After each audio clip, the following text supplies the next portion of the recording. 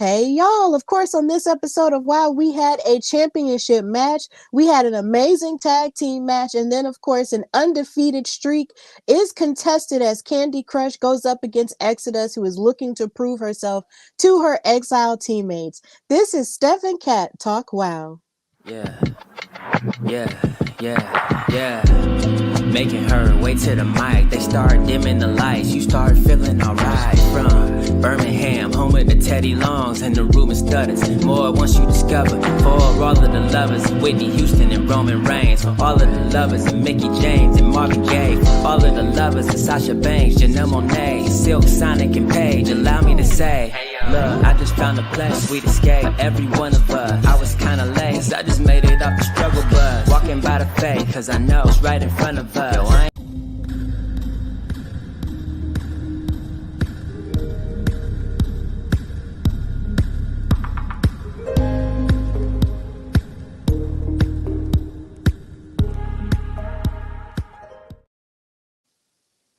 Hey y'all, welcome to another episode of Steph and Kat Talk WoW, brought to you by the Hardy Wrestling Podcast, your favorite chill, positive, and passionate wrestling show, and in Kat we trust. Of course, as always, I'm your girl Stephanie Hardy, host and creator of this fabulous platform, contributing writer for Daily DDT, and color commentator featured on the Belladonna Division, Battle Club Pro, Black Girl Magic 2022, and Spartan Wrestling.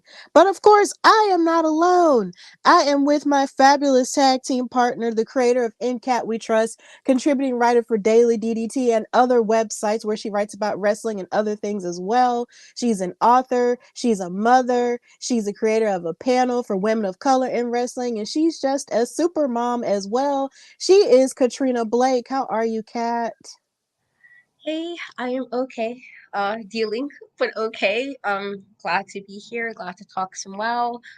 On our new day on Wednesdays, so works out. But happy to be here. Absolutely. I know it is kind of funny because we're used to being on Mondays. You know, we were on Mondays for a while there, but we had to move some stuff around, of course, due to life changes, or at least life changes that we thought were going to happen, but then aren't happening anymore. But either way, you know, changes are changes. And here we are on Wow Wednesday. And it all works out if you love alliteration and WWW. It's fun.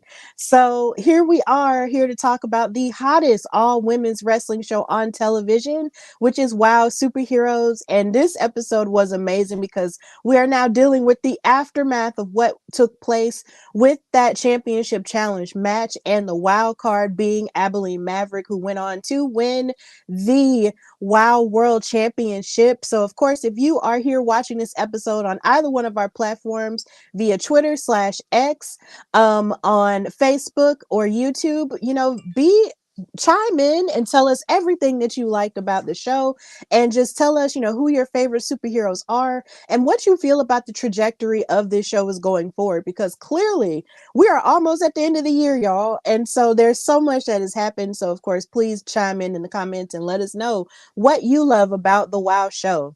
But before we get into this week's episode, something cool did happen in the news, where in Los Angeles, of course, you know, that's where the WoW shows are taped. And I believe it was last week they had their tapings at the Belasco Theater, and a lot of the girls were posting pictures and things behind a lot of, you know, the things that they're doing and showing their new gear and everything that we're about to see. And oh my God, wait a minute, we got a visitor on YouTube. It's Princess Aussie. Thank you so much. Oh my God, I can't believe it. Hi, thank you so much for watching. We love you too, and we're going to get to you. Oh my God, we're going to get to you because, ma'am, you had a lot to say in this episode, and I can't wait for us to get into it. It was very heartfelt, and I loved every inch of it. But, ma'am, we love you so much. Thank you for watching. So, yeah, like she shared pictures of her new gear and everything, and all the girls were excited, getting their hair done, getting glam, and all of the above done, you know, for their taping. So they did do an interview, KCAL News did an interview with Ariel Sky, who is, of course, on Team Spirit with Coach Campanelli. She was on the news and she was doing some training and some cartwheels and stuff. And she was talking about her past as a gymnast, and basically when they showed pictures of her when she was a little girl, she was in training and doing gymnastics for a very long time. She had won all kinds of ribbons and all kinds of medals and such. And she said coming from the world of gymnastics into wrestling was very different because gymnastics is something where you are sort of striving for perfection. And that's something that I've heard some gymnasts say before. Whenever you're executing moves, you're striving for perfection in a lot of your stunts and whatnot. But she said in wrestling, you can be beautiful, you can be all of these things and be a badass at the same time. And she felt that a lot of the time perfectionism would kind of just bog her down a little bit. But being in wrestling and being at WOW, lets her know that she can be as athletic as she wants to be, but not, feel so pressured to be perfect all the time and that she is great the way that she is. And I thought that was a really nice interview that she had with the reporter, whose name I don't really remember right now. Forgive me for that. Charge to my head, not to my heart. I respect all interviewers here, but this was a really nice interview for Ariel Sky to have, and I loved seeing that. So that was cool. So Katrina, how do you feel about this piece of WOW news involving Ariel Sky? I enjoyed it. Like I'm very privileged to know her outside of WoW, and so, um, I got a little bit insight before talking to her about the background that she comes from. But she did say before that it is something you kind of try to be like your very best, as the word is, or is perfect. And so, just to kind of get some more insight, because she is one of the newer signees from when we first start watching this iteration of it. She's one of the newer signees, and so to kind of show that while you're still being prettied up, and still being absolutely fabulous or slaying, whatever word everybody want to use, that you can still do that and be a badass. I think that's always important. It's something I've said. What I enjoy about WoW is how a lot of the women in this show are very different, or it's different facets that they might fit into. And it's not one size fit all, one shoe fits all. It's just kind of different things, and still having these women be different, but also do what they can do in the ring. And I think that's also really important. So to see, somebody, and she's, you know, I think we may be about the same height. I think height wise, she's kind of short. And so to even again to see, um, somebody tiny still being that great, and she's like physically really fit. Again, from me seeing her in person, and still able to still be like cute or beautiful, but still able to do what you need to be. That I think it's awesome, and it's just some more insight. It's always nice when we get some insight into the ladies in WoW. That's not just the character we see every Saturday. Yeah, it is always nice to see that. And I just love, Ariel being vulnerable enough to tell her story in that way. Because, whenever you're in sports, there is a level of perfection that people and athletes tend to strive for a lot of the time. And yes, that gives you a level of discipline, but sometimes that can be really hard on the mental, when you try so hard to strive for something that us as humans really can't fully get to a lot of the time because we're human beings. There's only so much we can do. But I'm really happy that she is in a place where she feels that she can be loved and appreciated, for her athleticism, but not feel like she's so watched over and lauded over in terms of perfection. Like, I'm really happy that she feels open and in a happy place with women of wrestling. And clearly, she's thriving and she's doing a phenomenal job with Coach Campanelli, because, of course, they're still on the lookout for their next new member. And I'm pretty sure we'll get the lowdown on that a little bit later on in the season. But, it's great to see these women thriving, in a space where they feel like they can. So big ups to Ariel Sky. She wasn't in this episode, but of course, she could be in any one of the episodes moving forward with Coach. So that was cool. So, moving into the episode proper, the episode started with, of course, commentary being introduced. And of course, you have David McLane, who is the co owner of WoW, sitting side by side with Nigel Zane, who was on as a special correspondent at one point, but they have him on commentary for this episode.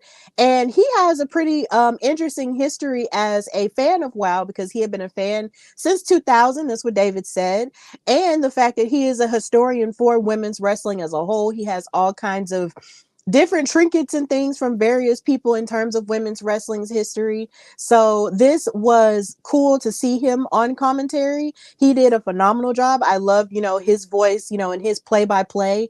Like he sounded very passionate and very professional. I really did enjoy him on commentary with David. I liked it a lot.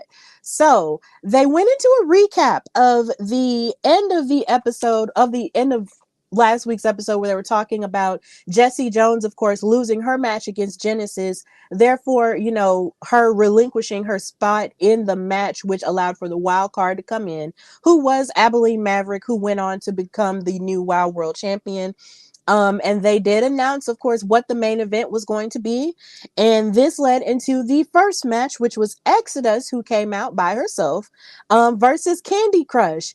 Now, this was interesting because Exodus, of course, came out without Exile. And usually when Ice Cold or Genesis comes out, there's always, the rest of them, with each other. But this time, even after the thing happened with Genesis getting the win over Jessie Jones, they didn't come out with Exodus. And then maybe, this feeds into how they were coming down on Exodus for showing sportsmanship to Keita Rush in that match a few weeks ago.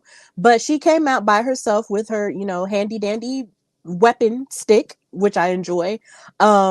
And then you had Kandi Krush come out, who has just been on an amazing winning streak this season. And this match was freaking fantastic. I loved it. It was a good way to start. They both started with a collar and elbow lock up, and then Exodus was twisting on Candy's wrist, but then Kandi reversed with an arm lock to Exodus's back, but then Exodus battled back with an elbow to Candy's face, and then she locked in a headlock.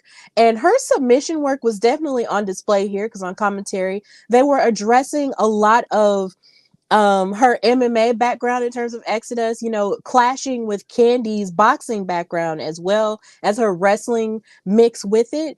And here, and even in the picture that you just saw, Exodus had a straight jacket submission, which is one of my favorite submissions. I really don't talk about what my favorite submissions are a whole lot, but this one really is one of my favorites. Like, I just love looking at it. It just looks really tough.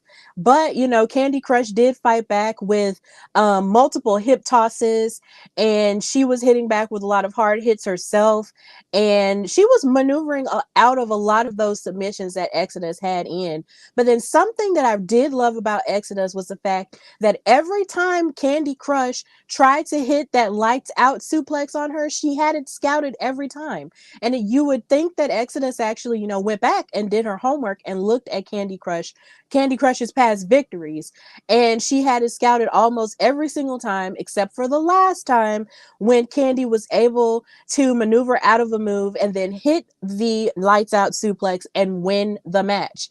So Kandi beat Exodus fair and square, and she remains undefeated. So that is amazing. Kandi Krush is just on an amazing trajectory this season, and she is still undefeated, which is just so wonderful when you think about where she started and everything. So, Katrina, how did you feel about this match with Exodus and Kandi Krush?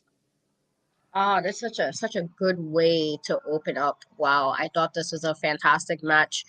Uh Again, I like that, even if she was a bit mean in her approach with the rest of Exile and Ice Cold, Exodus really has been proving, what she's kind of been saying. And while she didn't necessarily win this match, just her physical prowess in this match kind of like, well, I kind of see why you're a little bit cocky. I kind of see why you kind of said what you needed to say, because look what you're doing. I love good work. Like, obviously I'm all for a high flyer move, hello Jeff Hardy, but also I do like if you can see people who get technical. And she's definitely somebody who really who really like put all of that into this matchup, and it's just it's nice to see. You know, I felt like last season we saw them, but we didn't really see too many of them like solo wrestling, and we're really starting to see that this season, and I think that's fantastic. But then again, this also speaks so again, just how great Kandi Krush has been. She literally went against somebody who might have been one of her tougher opponents. I will say this season, just in regards to this, like what she has in her arsenal, and she was still able to pull out a victory on this. And it just speaks to one that Exodus was able to scout it, but you know maybe something along the way just didn't get where she was able to win it. But either way, even with the loss, I think she did a fantastic job. But again, Kandi Crush has really just been absolutely killing it this season. Absolutely killing it and still undefeated. I feel like I said, at some point it has come to a head of what's next for Kandi because she's been winning, winning, winning outside of, you know, Adriana Gambino, who's the only other is completely undefeated. And so it's like, what do we got for her now? Because it's like she's kind of going through everybody, both old and new, this season. Yeah, it is absolutely insane just watching her trajectory and watching her improvements. Like, she is just a wonder to watch every single time. Like, I just feel impressed just watching Candy Crush, and I just can't wait for the day her and Adriana Gambino inevitably have to fight each other to see who's going to maintain this streak and see, you know, who could very well, you know, challenge for the Wild World title at some point. Like, it's insane, really, to look at someone like her who started off, you know, so fresh and so new. And now she's grown to be like this pillar of WoW at this point. And it's just like, yes, ma'am. Like, I just love it. You just love to see stuff like that. But Exodus is really coming into her own as well. Like, when we first saw her, you know, she was a part of Exile with Genesis and Malia Hosaka. And she seemed like, you know, a very big group girl. But she was also very ruthless, you know, in her approach in wrestling.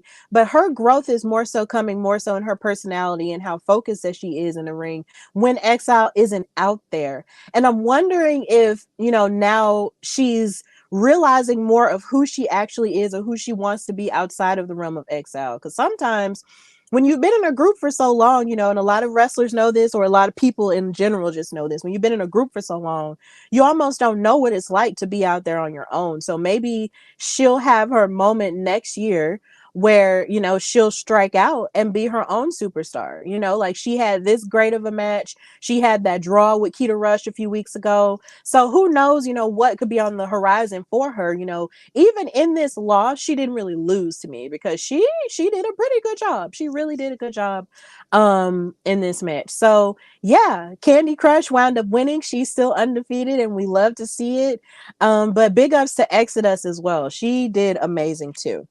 So after this match, we go backstage, and we've been backstage a whole lot in this episode, so we're gonna keep going on this journey. Backstage, Americana knocked on her and Jessie Jones's door, and Americana was like, "Look, Jessie, I know you're upset with me," but Jessie was like, "Well, hell yeah, I'm mad, Americana. I finally got my chance at the Wild World title, and you stabbed me in the back and you took it from me. You embarrassed me, and I don't want to see you." And then she slammed the door in her face. And honestly, while she was at it, she could have just taken the sticker that had both of their names on it off of the door, period. Because clearly, you know, their friendship is on the outs. So yeah, this was hard to look at, but then it gets harder as the episode went on. So that was really tough, but that's what happened there. Americana just trying to apologize, but Jessie just not wanting to hear it, and it was just really rough. So yeah, I'll ask you more about your feelings the further we go into the story towards the end. But this led to match number 2, which was Miami Sweet Heat with Lana Star versus Tiki Chamorro and Chantilly Chella. Now, the part that really gagged me about this whole situation with Miami Sweet Heat was Lana Star's outfit. Y'all, the fabulous Lana Star is a WoW OG. So she's been on WoW for a very long time. And just looking at the outfits that she would wear to the ring, you know, even back in the day, like those were really cool. But the ones that she be wearing now, it makes me want to just never touch any bread or any french fries for the rest of my life, because she had on this pink like crop top and everything, and had on these pants like they were cut on the side and everything, and she just looked absolutely amazing. I was just like, Lana, what is your secret? Like, come on, like, come through fashion. Like, I wish I could have found better pictures of it or something so you guys could see what I'm talking about. But if you go back on YouTube and watch the match with Miami Sweet Heat and Chantilly Chella and Tiki Chamorro, and you'll see the entrance, you'll understand what I'm talking about. The fabulous Lana Star is really upping the ante with the outfits that she's choosing to wear. And it's just like, oh my God, it's giving WoW OG Barbie. I love it. I just really love it. And I just want to give her all of the things for the outfit she was wearing. But after that, let's just go into the match. This was a pretty good tag team match, I will say. Lindsay and Tiki started the match, and of course, Lindsay is the blonde twin, and Lori is the brunette twin. And Tiki and Chantilly, were they hit a double drop toe hold onto Lindsay, and then they also hit a double clothesline to her. And Chantilly's quickness and agility really did, help in the first half of the match. But where they messed up at was where Chantilly basically got isolated from Tiki throughout the first half, and Lindsay and Lori were not playing fair because they are really good. They have great chemistry when it comes to utilizing each other as weapons in the ring, as well as their quickness with how they switch back and forth with hot tags and isolating Chantilly, like I said, beating up on her. And then, of course, Lana Star has to come in and insert herself, because once they had actually pushed Chantilly into the ropes, they were choking her out by pulling her arms and everything. And I was just like, God dang, like, y'all just get on my nerves. And then when the referee caught wind of it, they were like, I'm not doing anything. I'm not doing anything. But y'all are the Fab Four. Y'all are always doing something. But whatever. After that point, finally, Chantilly kicked Lori off of her and was able to tag in Tiki. And Tiki came in with a headbutt. And I was just like, ouch. But either way, she hit a headbutt to both of the twins, and then she kept hitting hard hits to them. She jumped off of the ropes and actually punched one of the twins. It was just really cool. And then Chantilly hit a kick to one of the twins, and then Tiki hit her Tiger Fate kick to Lindsay. But then they wound up getting having some miscommunication, because one of the twins actually lifted up Tiki and started turning her, and then which made her kick Chantilly out of the ring and knock her out. And then the Carlson sisters hit the Fab Jab onto Tiki in order to win the match. So Miami Sweet Heat won this match, but then they also cut a promo stating that they were tired of being in the shadows with the other WoW tag teams, and that they're tired of having to wait in the back of the line for their next tag team title opportunity, because David, we're the best WoW tag team in all of, WoW history. And they basically said for David to just get out of their way, because they're going to shine no matter how far back they are in the shadows. So it's like they're alluding to the idea that they want another opportunity at the WoW Tag Team Championships. So, Katrina, how did you feel about this match, and how did you feel about what the Carlson sisters had to say afterward? This was a fun little match. I do think that I did see she retweeted, I think, her post of her doing a headbutt, which I was like, girl, not me. Personally, I'm not doing any headbutts, but I think it was a fun match for what we got. If anything, while I do think Tiki and Chantilly worked well together, at the end of the day, the twins are sisters. They're twins, and they have, as you say, the twin magic. And so that was obvious in the way they was kind of moving around in this matchup. I will agree with you that Lana's outfit, but she usually does wear really cute outfits, was definitely a top tier level of an outfit. I was like, all right, sis, you know, right? I see you. I mean, and I love a crop top, but I mean, I would, I don't know if I can pull that off. And I love a crop top, so I don't know. But yeah, I thought they worked well, and I do think that this was, again, the fact that they were able to kind of isolate Chantilly into the corner, the fact that they kind of use themselves as they usually do, or use the ring to their advantage is always a good thing. I feel like that just speaks to how well they work together as a unit. But maybe I don't know how this is going to play out with Tiki and Chantilly going forward, but like just I feel like they possibly could have won this if they didn't kind of the communication break down towards the end. I think that's what kind of messed it up for them. And while Miami's Sweet Heat wound up taking the victory. With that being said, this whole them in the shadows, I was like, girls, stop. Like now, girls, which shadows are you guys in? Because like were y'all not champions not that long ago? Like am I like bugging? Like you were champions for a good chunk of time. And then you like had the thing where you lost it very briefly and got it right back. And so what do you mean in the shadows? You would say this if you made it and then never got to the title. Or if you made it and something happened that you didn't get to the title. But to say this while you've been champions multiple times is craziness to me. To say that you're not part of the shadows, like girls, it's one of those times of like, now y'all need to ask yourselves, what storyline are we following here? Are we is this like the alternate version of the story? Because like in the version I remember, you was just champions not too long ago, and it shouldn't be anything with oh we're in the shadows of the tag team. I feel like if anything, you guys held it pretty long and held it with shenanigans, may I add. And so, it's working your way back up to the top. And that's what you got to do.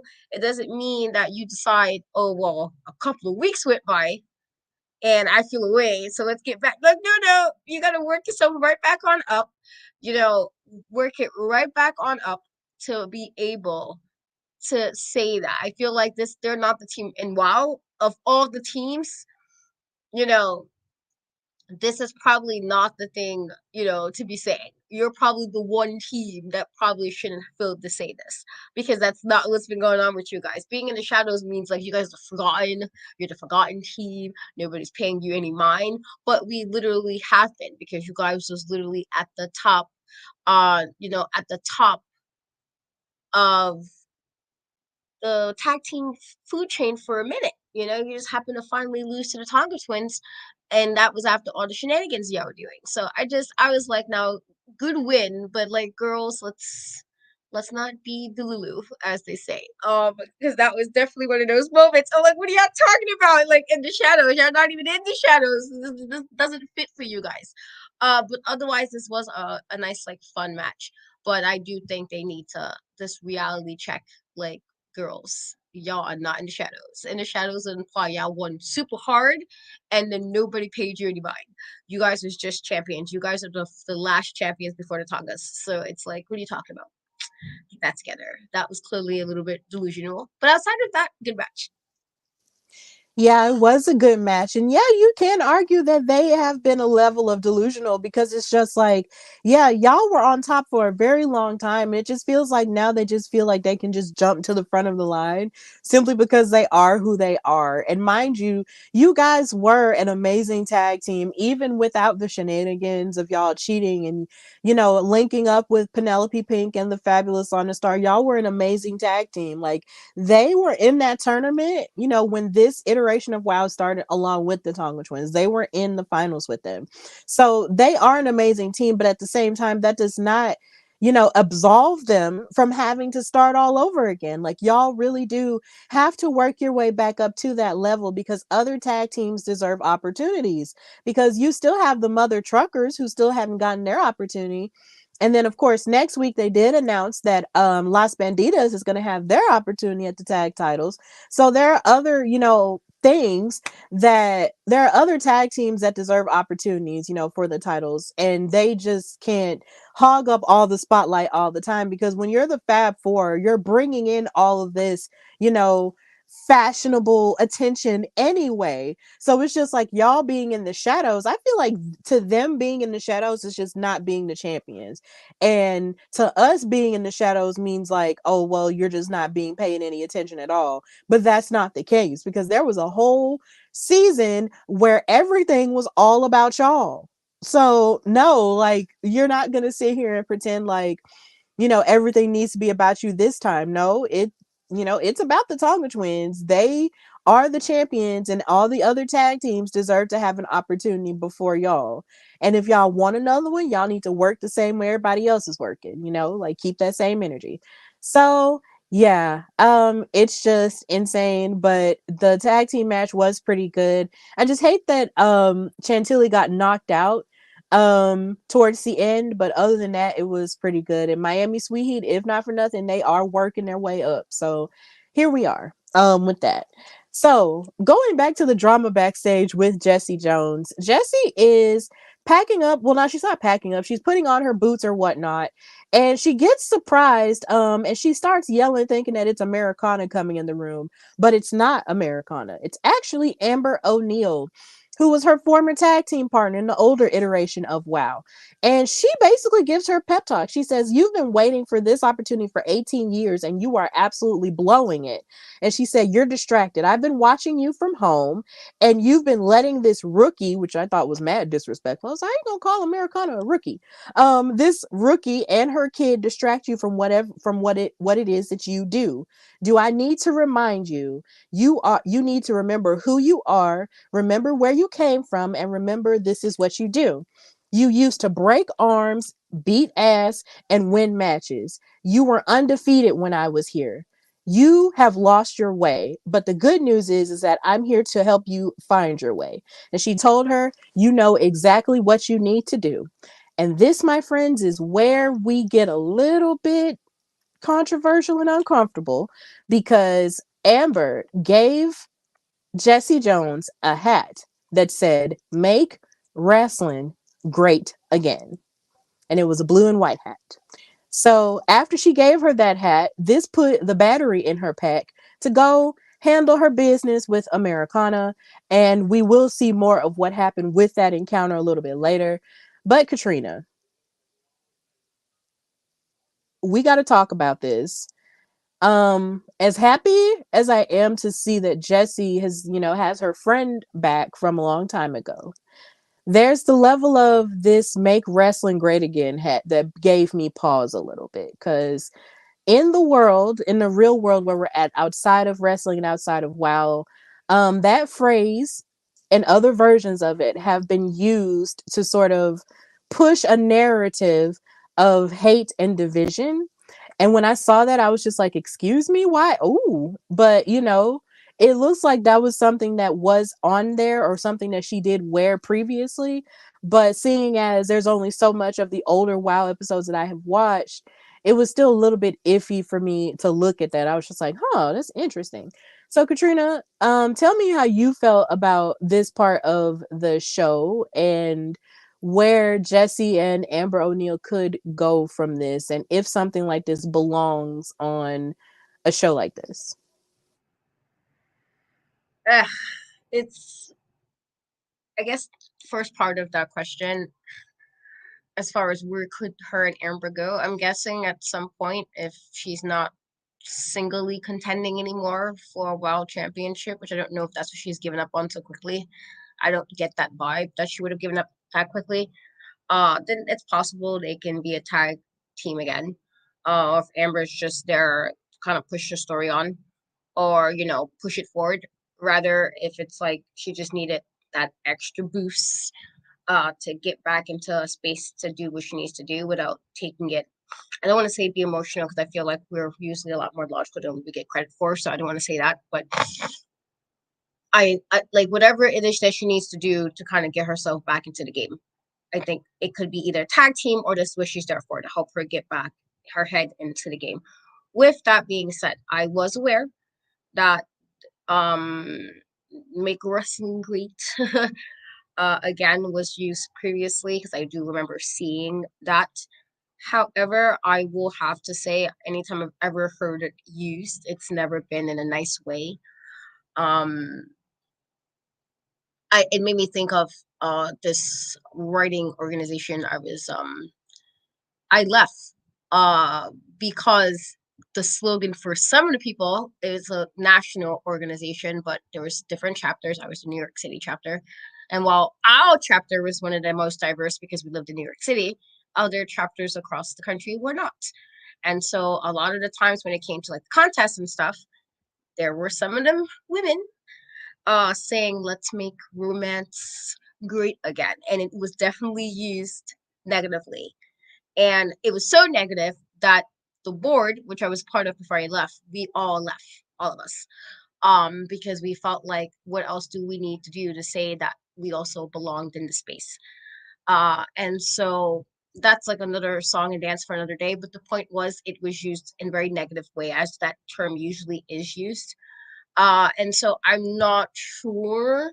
Like, while I get like you're implying that you're gonna make wrestling great because you are there, but it's also like there's a probably other ways to say that exact thing without using that slogan. And I get people have different political affiliations, and that's fine and well, but personally, as a black woman, uh, as a mom, as somebody who's chronically ill and all these other things that will fall on line of problematic to some people who believe that kind of stuff. Yeah, I'm not really fond of that statement, necessarily. And this is not even nothing negative towards Jessie in any way. It's just that statement does hold a lot of negativity to it. And I know wrestling fans is good to be like, oh, you're being a snowflake or being soft or woke, never using the terms correctly, may I add. Um, but it's not, I can't turn off who I am. I can't magically decide today I'm not gonna be a black woman. Like, okay guys, yay, not black, like that doesn't work for me. And so I can't really necessarily say it as just me being offended, or more so just I know what the saying stood for. It was definitely a lot of hate attached to that statement. And so do I think it should still be used in 2023 going on 2024? No. I do think that it's another way to say that you're the best. Like, if you're gonna say you're the best thing about WoW, you're the best thing about wrestling, there are so many ways as a writer. There are so many ways you can say that exact thing without putting the particular saying, make such and such great again. And so hopefully, that'll change going forward. Just because I feel like it's just it's definitely a negative thing, and it's not about us being soft, as you know. And I'm saying this because I just feeling there's gonna be somebody might see a clip and be like, oh, you guys, it's wrestling, and that's fine and well. It is wrestling, but it's also not just wrestling. Okay, there's like some escapism, and then there's also that's just what this is how life is, and this is how people unfortunately can be. And some people are not nice, and some people are quite hateful. And so hopefully going forward that will change. I do think that just it shouldn't be used in 2023. I feel like there's other ways to say the exact thing about how great you are without using that term. Because anytime anybody's ever used it, it's always been in a negative way. I've never heard it used in a positive spin, no matter what anybody tells me. If you can, and so that's it. Like, I don't want to go into like a whole rant or a tirade or any of that, because this is probably the nicest way I can probably say it. Just because I just remember very, very, very much so, during that time period, when that was used quite a lot in America, at least, how many arguments I got with people of how negative that is. Just to imply that other people who don't fit a certain thing means they're not good, not great, like, and that just, yeah. And so hopefully that'll change going forward, because I just feel like there's so many things you can say to say that you're amazing. There are so many things you can say to say you're the best. If you guys say I'm the best thing in WoW, do that without using that statement? And there's ways to do it. Like, I can give you like 5 off top if anybody needs help figure out a statement to say that exact thing about how great you are. I can give you 5 off top, literally. That's what writers do. It's just I don't like it, but that's just the nicest way to say it. Without it coming off very preachy. But I didn't particularly like the way it felt. Uh, just I feel like it's we there's too much, you know, especially with a lot of the women that fall online with a lot of the stuff that was negatively against too. It's like there's so many of those type of women in the locker room who just, it just there's just so many ways to say that without it being that particular statement. But I digress. Yeah, like honestly, I just had to ask because, I feel like you and I, Katrina, have gotten thus far in our wrestling careers by being honest. And we can't sit and sort of pretend that we see things and grin and bear things when we know we don't like it. If it's one thing I know that I've learned in my 30 years of living, which isn't that long, but is long at the same time, is that when you're uncomfortable, you know, you have to speak on it or make yourself comfortable. And it's just, I feel like this was something that I was not expecting really, because of course with Jessie Jones making this turn and being more aggressive, that I understood. Her um seeing that hat just kind of brought back a lot of those feelings, because it brought back feelings for me that happens. It's sort of like a sense of fear that you feel when you go out in public and you see somebody wearing anything like that. When you see someone wearing things like that or saying things like that out in public, it sort of makes you afraid, you know, as a person of color, as a black person, that maybe this person could very well start mess with you because they have this certain ideology or because they're wearing this certain thing, this hat, this shirt, this whatever. And that has been the fear ever since it started going around years ago. And thankfully, it hasn't happened to me, but that's not to say that it has not happened to other people, because there have been stories, multiple stories across the country where there have been incidents involving people, you know, who had that sort of mindset and ideology. And we can't pretend that that's not dangerous. And yes, you can argue that in wrestling, you know, it has been used before, even with WWE, and how they had a segment and a gimmick with Darren Young, formerly known as Darren Young, and Bob Backlund, where Bob Backlund was going to make Darren Young great again. Even then, that was still weird, even during that time period. And then on top of that, with Darren Young being a black LGBTQIA plus man, it's still even weird to think about, because how dare you, you know, make it seem like who this man wasn't good enough. And it's like whenever people say, oh, we're making this great again, it's almost as if you're saying that where it is or where it has gone is not good enough. So it has to go back to where it was. But you have to think about it. Where it once wasn't comfortable for everybody. So I feel like that phrase is just very hurtful. It's very, you know, disgusting, because it's almost like it's self-centered in the sense that you're saying, oh, well, it was great for me and it was great for a group of other people, but you're also excluding the fact that it wasn't so great for everybody else. You're not thinking of everyone else when you're doing that or saying things like that. So I don't know. With the show being the way that it is, seeing as it's, you know, taped in advance, we don't know if we'll ever see it again. And if we do, you know, we might see it again. But hopefully, you know, us saying this and speaking on this, you know, won't be such a bad thing. And if it is, then, you know, folks just going to have to get over it and, you know, deal with it, because we just had to be honest about that, because this is a show that we love. We love women's wrestling and we want it to advance for the better. And if it's going to advance for the better, we have to be honest about the things that we love and the things that we don't necessarily love all the way too. So yeah, that's where we're at with that part. But we will go further with this storyline as the episode goes on. So after that segment, we did have match number 3, which is Fury versus Princess Aussie, who is in the comments, which is so wonderful that she's watching. This match was really, really good, and it really surprised me that Princess Aussie went on to fight after losing her Wild World title, you know, the way that she did.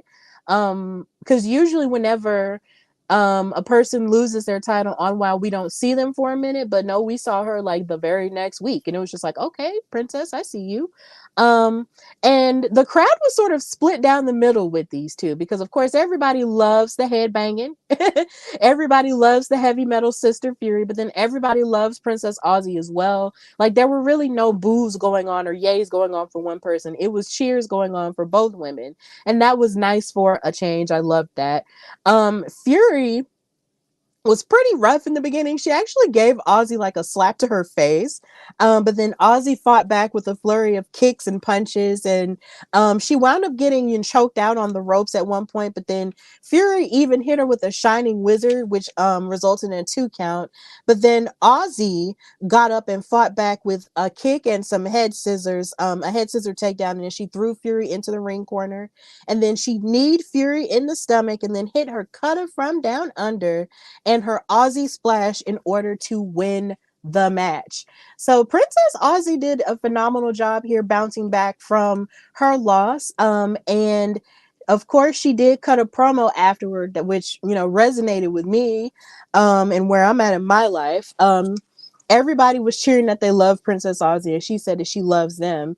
She said, "We all know what it's like to have a dream and how you think about those moments that you desire over and over and over again in your mind. For me, that moment was me holding the WoW World title high above my head after the 3 count for the very first time.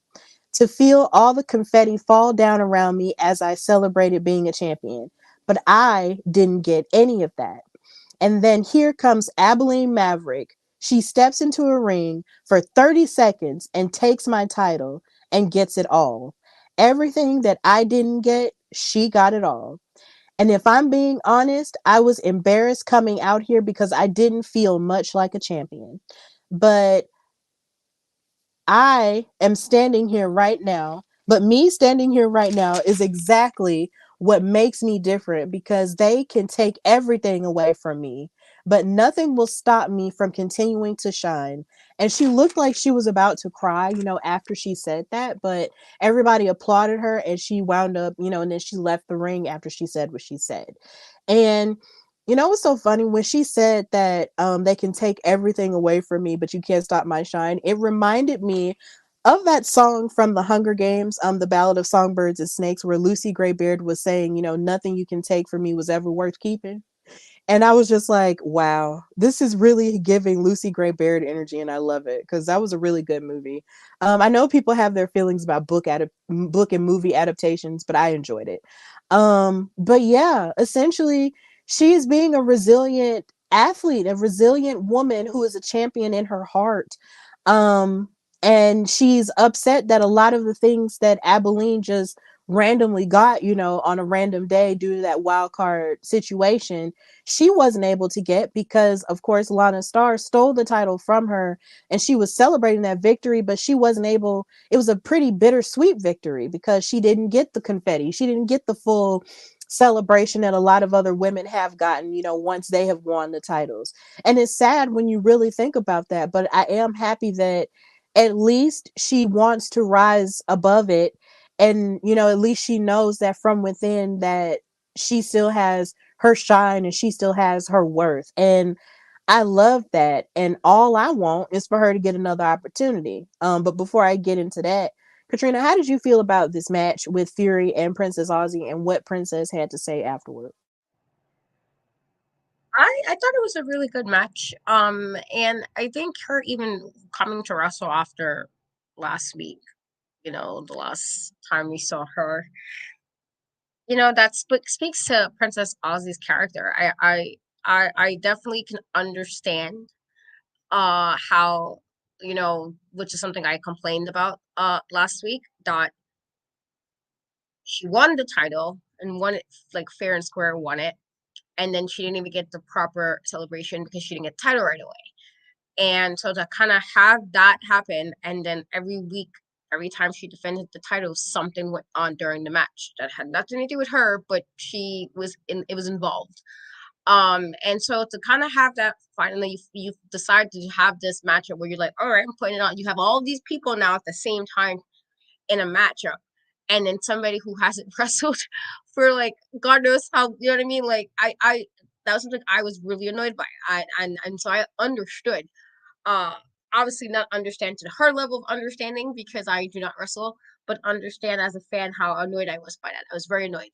I thought she just deserved a little better. And you know, while I do like, just quickly bring it back to the match, that Fury does seem more dominant as she's been in her solo matches. I think also the fact that even she did all of that and Princess Aussie was still able to do what she does and win speaks more so of just Princess Aussie's tenacity and willingness to still like keep working hard even if she's a little sad a little bit not happy with the way things played out last time. um I'm with her. Again, she said it a lot more eloquently and nicer than I probably would have personally. Um I felt the way uh about it, and the fact that if she wanted to be any level of petty, she could have been like, "No, I'm taking the time. I'm not giving the title right away." Like what was done to her, what Penelope Pink did it to her when she won it.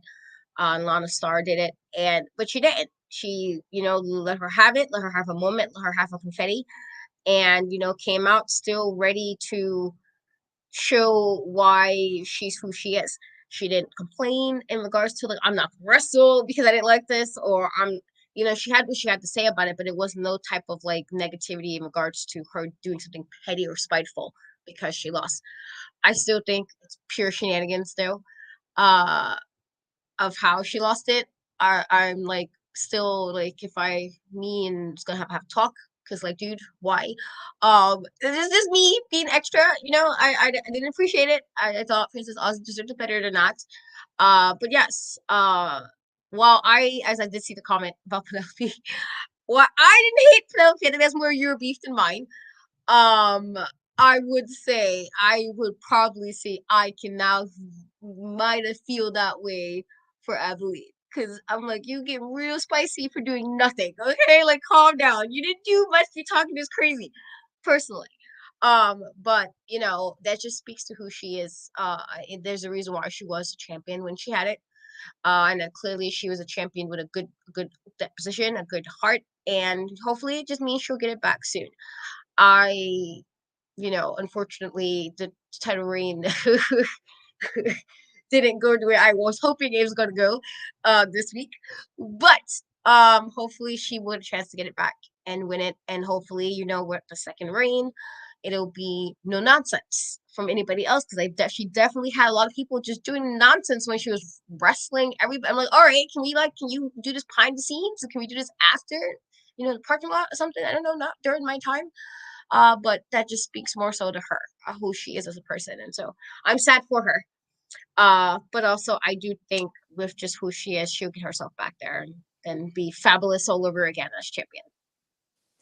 Yeah, the thing that I love about Princess Aussie is the fact that she is a class act. Do you understand me? Like, she is a class act no matter what. And it's just her being out there while she's dealing with probably the biggest pain or professional disappointment. Her being out there and still fighting and still knowing and having the heart of a champion just speaks volumes as to who she was. And they did, talk about and give her credit for the grace that she was giving and all of the above. And it was just so beautiful to see and beautiful, to experience and listen to, and seeing how she was given so many people chances and opportunities, for the title because she wanted to be a fighting champion and not, a self-centered champion who's just like, oh, well, you're going to fight on my time and I'm not going to da da da da da. Like, no, like she was giving everybody, their things and their chances. And I really feel like that should have lasted a whole lot longer, because her as a positive champion just needed to be in the air and in the atmosphere a whole lot more than sort of the negative form of being a champion. And she was just so great. And she may be sad right now because I could see it in her eyes and I could see how sad she was. And I was just like, I wish I could hug her because, oh my God, like, ma'am, no. Like, please do not feel like you are any less of a champion because, ma'am, you are one because you worked through so many things in order to reach that point. And I predict that even though David McLane was saying she will get her opportunity again, I am predicting that the day will come where she'll get her opportunity and she will win and she will get everything she's supposed to get. She'll get the confetti, she'll get the celebration, she'll get the air horn and everybody cheering for her and all of the above. Like, I am hoping and manifesting that for her next year. Like, I hope she gets another opportunity to become the champion and be more of a fighting champion for an entire year and more than just 2 months and, just be on forever and just fight forever until, of course, the time comes where somebody might defeat her. You never know. But, I just feel like she just has more of a champion's heart at this point for me. And I just feel like in our heart of hearts, she's the people's champion. She's the WoW people's champion. And if there was a title for that, she'd have it because she did amazing and I loved what she had to say. So yeah, it was great. So in the comments, we have Shalance Royale there sending her hearts, and of course Simone slash Princess Aussie in the comments sharing her hearts. Hey, and with all the singing emojis, I love that. Thank you so much for watching, guys. Thank you, thank you, thank you. So yeah, it was a really great speech, and Princess Aussie won this match in a very decisive fashion. So it was great to see her have that level of triumph, even though she's fighting through disappointment, which we all tend to do in life. But you just got to keep on trucking, because if you don't keep trucking, you won't be able to see what the light is at the end of the tunnel. So yeah. Next week, they did announce that we are getting the debut of another tag team known as the Mighty Mites, Sugar and Spice, which reminds me of the Powerpuff Girls every time I hear it. Um, but yeah, like Sugar and Spice will be making their debut next week. And on top of that, Las Benditas, Sylvia Sanchez, and Vivian Rivera will be getting an opportunity at the Wild Tag Team titles against Chaos and Kona, the Tonga Twins. So that's going to be really cool. It looks like next week is going to be a tag team frenzy, but we're going to be talking about it and loving on it as much as we do. And then they made another special announcement. Nigel Zane came into the ring and announced that there will be the first ever WoW Trios tournament. um yeah, it's going to be a trios tournament, and whoever wins the tournament will be the first ever WoW Trios champion. And they revealed the trophy, and eventually, of course, David said that they will be collectively thinking about, who's going to be in the tournament. People, of course, are going to, bring their teams together to participate in said tournament, and it's going to be cool. So yeah, WoW is branching out into, their championships, and they're doing a trios championship tournament. And I thought this was very different, very energetic, very AEW-ish a little bit, but I mean, there have been other places with trios titles before as well. So that was a really cool announcement. I'm glad that the other women will be able to get opportunities like that. And considering there are more women joining the WoW roster every other week and every other month, we just might be able to have something cooking here. So, Katrina, how did you feel about this big announcement about the WoW Trios Championship? I think it's cool. I always find that, hey, I always find it oh keep it in because then I'm like teary eyed too. I cry so easily. Um I think it's fantastic we have a trios. I'm always like, I know a couple of teams in wrestling that had trios titles that are super awesome. And so we do have, and it makes me sad because I'm thinking about the fact that you have like Coach Cabanelli and Ariel and Randy, and they would have been perfect for that. But then also thinking now about the, even with the Fab Four, you have the twins and you can have like Vicky. I don't think Penelope, I just don't see that happening with her. She gives me more of a I got to be a little bit solo in this. But there's a couple of, and you even with like Exile, you could play it off with. There's a few people I can kind of see maybe go for these trios titles. I think it's really interesting to have. And I can't wait to see what they do with it. I'm interested to see who's gonna win. How's the tournament gonna really work out? Who they're gonna team up together to make these trios titles a thing? But also, I'm excited about this new tag team because Sugar and Spice is something I used to say when I was like my teens, and I was saying that was like sweet, but then also, sassy, and I didn't know what I was talking about. I was like just saying stuff, AIM days. You're really my age. AIM days. We used to have those little screen names. That was definitely something I used. And so I'm interested to see also how that team is going to be. And yay to new tag teams. I'd like to see more tag teams, and I think they're going to be a fun addition to well. Yeah, it's going to be cool to see. And then it gives an opportunity to those women who might not necessarily want to go for the Wild World title just yet or want to, do the tag team thing. So the trios thing is really like a third level that they can go to, with a team full of people who they feel like they're like minded with. So I think it's going to be really cool. But my bigger question is, are they going once they win, are they going to carry around the trophy itself or will they have titles? Because I am a title girl, okay? Like, I want to know, will there be trios belts? Like, I need new belts. I just love belts, especially if they're women's belts. And wow, and their titles are really beautiful. Like they're so gorgeous. So it's just like I need to know if the trios titles are going to be like belts or are they really just going to go around carrying the trophy the whole time. That's going to be really funny to see and interesting to see as well. But of course, the more opportunity that's available for the women, that's all that matters.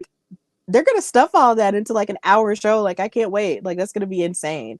But yeah, it's gonna be cool. I'm really happy about it. I'm stoked for it. So of course this is gonna be coming together in the coming weeks and of course in the new year. So it's gonna be cool. We're gonna talk about that in 2024. It's gonna be amazing.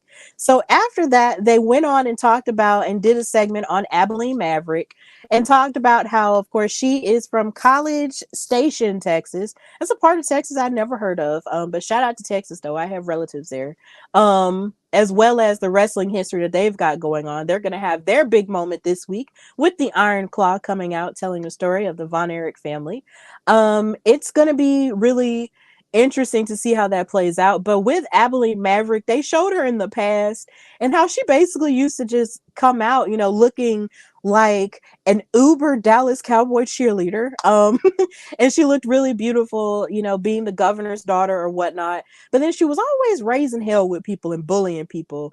And she had feuds, with the likes of Fire slash Kira Hogan as well as Steffi Slays. Like they showed a couple of moments where her and Steffi Slays got into it and got to beating each other up with crutches and pouring Kool-Aid all over each other. Like it was a mess. Like we really might have to go back and watch, those old clips of Abilene Maverick because it looked like she was raising hell. But yeah, now it seems like she's back with us now to raise hell again after 4 years away from the wrestling ring. And now, of course, she's the Wild World Champion. So we just have to see what's going to happen with her next. But before we get to our main event, backstage, we finally saw Jessie Jones fully confront Americana by jumping her. Her and Amber O'Neal locked her up in the locker room and proceeded to beat the crap out of her and slam her head against the locker and all of the above. And Amber O'Neal shut the door and locked the camera out. So we weren't able to see the rest of it. But yeah, they jumped her. You hate to see it, but the friendship is over. The love is gone. The thrill is gone. All of the heartbreak R&B songs, it's over. So, Katrina, how do you feel about Jessie Jones and Amber O'Neal jumping Americana? I wasn't surprised. I don't think she should have jumped her. I do understand the anger because I did say I wasn't particularly happy with the way Americana handled that. I felt there's ways to do certain things and that was not it. And also some questionable things she did in previous weeks, like the situation with her kid and everything else. And again, I'm a mom, and so I get it. I say this every time. I understand, and I'm quick mama bear if somebody do anything to my kids. So I totally understand. But my kids are not where I work. Why? Because you gotta do what you gotta do. And so unless it's bring your kids to work day, my kids will not be there. It's those vibes. And so while I do think there's a lot about that was handled wrong, I do not think she should have went and jumped her. I feel like that was completely unnecessary. Uh, like you didn't have to accept the apology. I'm a firm believer. A sorry doesn't mean an apology can be accepted, and that's fine. You're entitled to not accept an apology. But I don't think she should have jumped her. I don't think she should have beat her up, and then had somebody who wasn't even involved beat her up too. I was just like, this very reminiscent to how it was with her when we first started watching this iteration of it in season one. That she was kind of doing kind of shady type things. And so I'm guessing she's kind of back to that. And I guess this friendship it's a weird thing that this be the thing that set you back to your path, because it's like, was that mean you were being fake? Like, you know what I mean? Like, I don't know. I feel like if this is all it took for you to go right back to that, how much of a friend could you really have been? I feel like the friendship could have ended, or you could took a step back and done a few things without necessarily jumping her. But I can't say wasn't surprised. I wasn't at all surprised that she did that, but I don't think it should have happened. I don't think she'd do all that. I felt like, okay, that's a bit excessive. You could have just said what you need to say without jumping. And so, now it seems that, this is gonna get a lot more yuckier before it gets better, especially for Americana, especially if she's, having a person jump her. And can't say who do Americana have on her side, because we haven't really seen her with too many people outside of Jessie in the last few months or so. So I don't even know who would be on her side to even help in the situation. So it's unfortunate, but I definitely think it was a bit unnecessary. I was like, all right, you're doing a lot. This has been excessive. Got really aggressive all of a sudden. But I guess we'll see what happens in like a week or 2 weeks, depending on next time we see any more into this story. Yeah, it's really sad when you think about, how they did sort of come together and, over their, I guess, love for family and love for country to a degree. But, they were just on two totally different on two totally different wavelengths. Like, Jessie Jones wants to win, by any means necessary. And Americana is a very straight laced woman who wants to do things the right way. And those differences inevitably clash at certain points. And it just seems like now, the way that it clashed was in such a negative way that, now it's getting violent. And now Jessie has aligned herself with her former partner who aligns more with what she, subscribes to in terms of getting stuff done. And now they're, jumping Americana. Now, jumping her was absolutely unnecessary because it's like Americana didn't jump you, when you had your issues with her. Like, she was just trying to talk it out with you in a mature way, but you wanted to get Buck and beat her up. So now, I'm sure Americana might try to fight Jessie Jones on her own, but that's not going to be the wisest thing now that Jessie has Amber now. So for all we know, Americana might really have to get a friend somehow. And hopefully, we'll see what happens with that feud in the coming weeks into the new year and stuff like that. But it was just really unfortunate to see it go down that way, especially, them jumping her with 2-on-1. That's essentially a handicap match. Like, that's terrible. Like, to attack a person, and they're defenseless in that way, it's just really tough. So who knows? But I just hope that somehow Americana will bounce back and, you know, get a partner and fight Jessie and Amber. So yeah, it's pretty insane how that happened. So this leads us into our main event, which was, of course, Abilene Maverick versus the Beast for the WoW World Championship. Now, this was where I was thinking about Katrina the entire time because Katrina kept saying, I hope her reign is really short because I just don't like the way she won the title. And when they announced that she was going to be fighting the Beast, I was just like, oh, well, maybe this reign really might be short. um, and it was almost, her wish almost came true. Almost. It was this close to a short Abilene Maverick reign. But it didn't happen that way. So Abilene Maverick came in with a lot of that energy, pushing the Beast backwards. But the Beast actually wound up pushing her and shoving her towards the other side of the ring because, of course, she's just so tough. And she's just stronger than Abilene. I mean, come on now. You have the Beast and then you have Abilene. Like, what are you gonna do?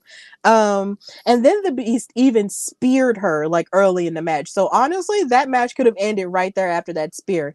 But then Abilene was smart enough to roll under the rope and get away from her. And she was calling a timeout. And I'm just like, girl, this is not the Heritage Cup. Ain't no timeouts in wrestling. We ain't doing that. But she got back into the ring and started banging on the Beast's leg and twisting on it and stomping on it. And of course, that's that leg that was injured in that attack done by Vicky Lynn McCoy in that alley. And she was smart to start working on that leg in that way. And then she covered her for a 2 count. It was a very arrogant 2 count, a very scrambly 2 count, but whatever. Then the Beast hit a black hole slam and thrust Abilene Maverick into the ring corner, and then she dumped her over and hit a power bomb. But guess who showed up right when the Beast was getting ready to end the match. Tormenta. Tormenta decides to show up and beat up on the Beast and break the count, which caused the bell to ring, which caused a disqualification, which means the Beast won the match, but Abilene Maverick is still the Wild World Champion.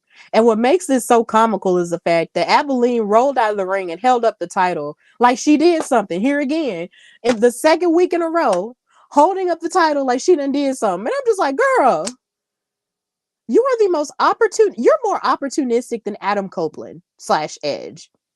You are more opportunistic than even him with the Money in the Bank briefcase and the title. Because every time somebody else comes in, you always ride on the credit of that thing and act like you done something. Ma'am, you didn't do nothing. You're just lucky that Tormenta came in there and started beating up on the Beast, which was weird and dumb. But yeah, I just feel like that was weird for me because I was just like, Tormenta, why are you attacking the Beast when Abilene is the one who stole the opportunity for you to be champion underneath you? I understand that y'all had that double clothesline in that championship challenge match, but here again, why are you coming after her when you need to be coming after Abilene? Like, why? The math wasn't mathing to me. It wasn't mathing, and I felt like the Beast's opportunity got stolen away from her because of that. But here we are. Abilene is still the champion. And the Beast and Tormenta, I guess, have unfinished business. And that's where the episode ended. So, Kat, how did you feel about this match? About Abilene doing the bare minimum and still being the champion, and Tormenta attacking the Beast? See, I feel like this happened because I said that I wanted this to be a short title reign. And the universe was like, oh, Katrina, no. Surprise! And now here we are. I was so annoyed once again. First, Tormenta, ma'am, what have you what have you not learned? Because you personally has gotten quite a few opportunities to win the title and you haven't won it. And to be fair, why last week's title match was something that everybody could be upset about, because I'm still upset about it. And I wasn't even in the match. I'm upset about it. And so I totally understand. I get it. You can be upset about that. But the Beast ain't the reason for this. You are the one that's not winning matches. That got nothing to do with the Beast. Beast just got back. What was your excuse when she wasn't here? When you wasn't winning? It was her fault. And so I'm like, you couldn't again wait until after the match was finished to kick her butt? Wouldn't it have been if you wanted a title shot that bad and you wanted to beef with Beast, you let her win it and then you beat her up? Because then at least it's a guaranteed she's going to probably kick your butt now. So now she's going to be distracted worrying about you when she should have been focused on the title that she never lost in the first place. I was just super annoyed by that. And then the fact that she gonna come and hold up the belt like she did something, and I'm like, see, this is because clearly I said I wanted a short reign, and now they're gonna rub this in my face, and it's gonna be a long one, a longer than I need it to be. It was supposed to last 7 days, guys. 7 days.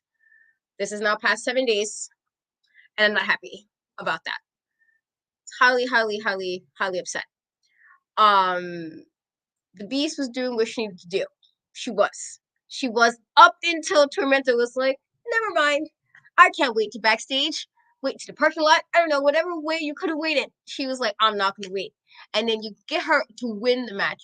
And now she's going to want to beat you up and not focus on the matter at hand, which is to get Airplane to be title free. I just, highly upset. I thought that Beast was doing what she was supposed to do. It was this close. It was like that commercial where the fishing guy is like, you got to be quicker than that. She was this close. She was this close, like this close, and then Tormenta would do shenanigans.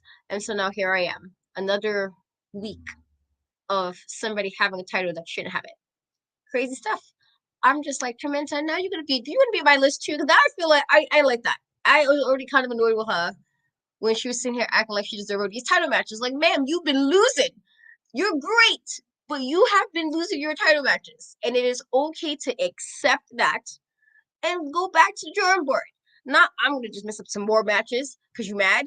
Well, you wasn't the only person who got, like, suplexed. So that's the reason. I guess that's the reason. Job. You there's multiple people who got suplexed today. She didn't suplex everybody. You just won. You wasn't even like really equating to her in that point. So I was highly annoyed. I was highly annoyed that Tormenta messed it up, and I was even more annoyed that she did not lose her title. And so here we are with another week of this. And so I'm just like, oh, and she's probably not gonna wrestle again anytime soon. So it's like now she's gonna hold it for a couple more weeks. Thank you, Tormenta, for doing this. She almost got a tweet, okay? Like a tweet almost happened. Almost. Okay? Almost happened because I was highly upset by that. But here we are. Otherwise, the Beast did what she needed to do. I was happy until that happened. And then I was like, oh. Never mind. I guess she was like, this what you get, Katrina, because you're talking shit about it, and I was. So here we are. And so highly upset. Otherwise, Beast did what she needed to do. But I was upset with Tormenta. So she's kind of just, we're not buddies right now because I didn't appreciate that. Like, ma'am, stop. You had every opportunity and you lost. Let it go. You were a little too upset about this. You're upset more than anybody else. Why? You are not the only person. Okay, that's like if, Princess Aussie didn't come out there and start. She was the one who lost the title. Like, she didn't come out there and do any interacting in any way in that matchup. She could have done it if she really wanted to, being upset, but she didn't. Why are you coming out here? You have even less of a reason to be upset. You haven't been champion. Everybody else in that match was a champion before. You had Penelope champion, Beast was champion, Princess Aussie was champion. You literally, Tormenta, are the one who wasn't. You were a little too upset about this. Relax. So now here we are. Now we have more beef. And this Abilene is still champion. So here we are. Yeah. Yeah, there's shady stuff. But here's the thing though, like now we are gonna get some great matches out of the Beast and Tormenta for all of this happening. We are gonna get those because I feel like as far as I know, we haven't seen them fight one-on-one just yet. We've only seen them like in triple threat or in group matches action. So I feel like once we get a chance to see them, that's gonna be amazing. But I do feel your pain. Like I do feel your pain. I feel everything that you said. Because it's like, I mean, just as soon as it happened, I thought about what you said. I was like, oh my God, like Katrina's gonna be irritated about this because she really did say that she wanted it to be short, and the Beast really could have shortened it right then and there, but no. Tormenta came in and was like, nah, you ain't finna do it. Like, if I can't have it, you can't have it. That's essentially the mindset she came in with. But it's irritating because, I mean, Abilene wound up beating all of you, but you're going off on her, and it's just like, girl, why? But it's like you said, Tormenta is a great competitor, but she has lost a lot. And it's just, like eventually she's going to have to look in the mirror and really, take responsibility, for herself and for her inabilities to win, like because it's nobody else's fault but hers in this aspect.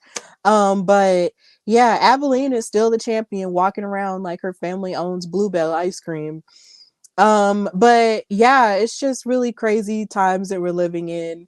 Abilene is still the champion, but honestly, I thought that maybe Princess Aussie would get the first rematch or the first crack for the title. I was surprised when the Beast was announced, but either way, that's just how it went. But hopefully, Princess Aussie will get her rematch sooner rather than later, and Abilene will actually respect her enough to get to actually give her, some athleticism and not just flounce and do absolutely nothing in the ring and then retain her title. Like, I'm gonna need for her to actually bring her A game for Princess Aussie because Princess Aussie is nothing to play with. And I'm not just saying that because she's watching us, I'm saying that because it's true. So yeah, I'm gonna need for those two to actually like fight each other. And I need them to, like to tap gloves and throw them blows and just get it on because she has a bone to pick with her and I'm ready for it. So yeah, that concludes this episode of Wow Superheroes. It was a fantastic episode in the aftermath of what went on in the championship challenge, and we still have a lot to she probably should have sent that tweet and she probably would have reacted to it too because they're active, so that would have been fun. if she did, but hey, it's whatever. It's whatever now, but you could still send it, send it the I next time could, she on I the could, episode. I could just be like, I'm rewatching, and then tweets. What is this, perimeter? And I'll do one better, and I'll just make sure it's translated both ways. You're gonna see it both ways, guys. You're gonna see the English and Spanish, so we know I'm upset. But yeah, Period. Exactly. But yeah, like it's just, it's been this was an amazing episode. And of course, you can catch them every weekend. Of course, if you're looking for them on your cable provider, go on wowie.com and type in your zip code or your city and state. And figure out where it's airing for you. And then, of course, you can also watch it on Hulu. You can also watch it on YouTube. Of course, they post the matches every Monday after the weekend it airs. And just check it out and continue to support it. And it's also showing on Pluto TV for free. So check it out wherever you can. And I know that it also airs in different countries as well. So that's really cool. So please be on the lookout for wherever it is for you, because we are definitely trying to get these ratings up for this amazing show that showcases women's wrestling in an amazing way. And yeah, we will be coming to you on Wednesdays from here on out, because it's really cool. And a lot of people came in to watch us on tonight. So thank you guys so much for watching us wherever you were, YouTube, X/Twitter, Facebook, and everywhere else. Thank you guys so much for watching with us and for going on this journey with us, because this has been amazing to talk about. We love this show and we love women's wrestling. So as long as this show goes on, we're gonna be here. So yeah, well, before I wrap it up, Katrina, of course, thank you so much for joining me as usual, and just tell everybody where they can find and follow you and what you've got going on. find me on social media in Captress, Threads, TikTok, Instagram, and Twitter. The E's three. I'm trying. I'm gonna try really hard, guys, to get some stuff up before January. It's just been very hectic, and I'm also battling a sinus and ear infection, double whammy, which is why my voice sounds a little off today. Um, but yeah, and so also last week for my kitties, and so I mean they'll be home. Also my oldest technically last bit of high school, so it's a lot happening. And so uh that is why it's been a bit harder to get stuff out, but I'm hoping to have some stuff out. But as Christmas is in what 5 days or so, I feel like I'm getting this really wrong, but probably 5 days, right? I hope you guys do have an awesome, awesome holiday, a great Christmas. And we will catch you guys, for us, well, when she gets to that part, but we will see you guys next time for a while. Absolutely. And of course, her and this. Oh, yeah. Um I don't know how she was on with that infection, but she pushed through, you know what I'm saying? And it's really great, when you push through hard times. That's something that we've learned in this episode of WoW. But of course, know that you can follow me, your girl Stephanie Hardy, on Instagram and X/Twitter and on Threads at Queen Steph Hardy. And listen to the Hardy Wrestling Podcast everywhere you get your podcasts. And subscribe to the YouTube channel where all of my episodes are up. My most recent episode called Paint the Town Purple is up for your listening pleasure or your watching pleasure. So go ahead and watch that. And I will be having new episodes feeding into my Mercedes Monet series, because for some weird reason I decided to just not finish it at the right time. But it felt like this is the right time to do it, considering, her name is on a lot of people's lips now, because a lot of people are wondering, where is she going to go? So I'm going to talk about her last two matches that she had in New Japan. Resurgence against Stephanie Vacour from the CMLL, and Willow Nightingale for the New Japan Strong Women's title. And then I'm also going to talk about her versus Bianca Belair to finish off my Women in WrestleMania series as well. And that's just going to fit into the Mercedes Monet series, and it'll just be there for your watching pleasure pretty soon.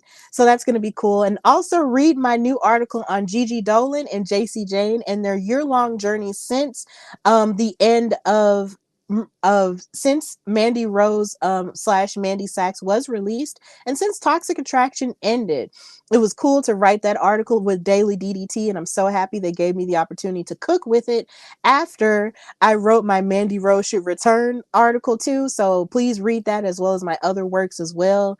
And yeah, just be on the lookout for any other announcements that I might have for this show and for this network and all of the above, because yeah, life be life in, but wrestling is always gonna wrestle. So as long as wrestling is wrestling, I'm gonna be here. And thank you so much to Simone Williams slash Princess Aussie for watching with us and commenting with us as well. We really appreciate it. We, love you and we love your work on the show. We appreciate you so much. And you're gonna be Wild World Champion again, okay? For real. And I mean that from the bottom of my heart. And of course, happy holidays to everybody. For those who celebrate Christmas and all the other holidays, it's going to be great. And hopefully, we'll be back on next Wednesday, which will be the second day of Kwanzaa. So, yeah, that's going to be really cool. So, we'll be back then to talk about this episode that's full of tag team love this time. So, of course, this has been Steph and Cat Talk Wow, brought to you by the Hardy Wrestling Podcast and In Cat We Trust.